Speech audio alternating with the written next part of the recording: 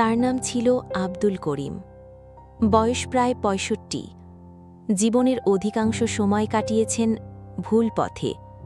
নামাজ ছিল না, রোজা ছিল না, ছিল না কোনো ইসলামের প্রতি টান। এক রাতে হঠাৎ ঘুম ভেঙে গেল। কোনো আওয়াজ ছিল না, শুধু একটা অদৃশ্য ডাক। হে করিম, এখনো সময় আছে, ফিরো। আব্দুল করিম বিছানা থেকে উঠে বসলেন। বহুদিন পর জানালা খুলে চাঁদ দেখলেন। তারপর ধীরে ধীরে মাটিতে একটা চাদর বিছালেন। দুটি হাত উঠল। হে আল্লাহ, আমি তো অনেক দিন তোকে ভুলেছিলাম। এখন যদি তুই আমায় ফিরিয়ে দাও, তাহলে আমার আর কোথাও যাবার জায়গা থাকবে না। একটা সুযোগ দে হে আল্লাহ, একটা সিজদা দে, একটা ক্ষমা দে। তিনি সিজদায় গেলেন, আর সেই সিজদা থেকে আর মাথা তুললেন না। সেই রাতেই তার মৃত্যু হয়।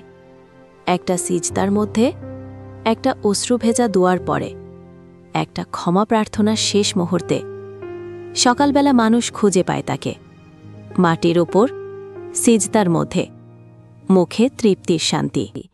আব্দুল করিম হয়তো সারা জীবন পাপ করে কাটিয়েছেন, কিন্তু শেষ সময়ে তিনি ফিরে এসেছিলেন রবের কাছে। আর আল্লাহ তো বলেন, তোমরা আল্লাহর রহমত থেকে নিরাশ হইও না, নিশ্চয়ই আল্লাহ সমস্ত গুনাহ ক্ষমা করে দেন। সূরা ইউমার ৫৩। ভাই ও বোনেরা, আমরা কেউই নিখুঁত না, কিন্তু আমরা সবাই ফিরে যেতে পারি। হয়তো আজ রাতই সেই রাত, হয়তো আজ তোমারও দরকার শুধু একটি সিজদা, একটি চোখের কান্না, আর আল্লাহর দরজায় একটি ফিরে আসা। আল্লাহ এখনও তোমার অপেক্ষায় আছেন।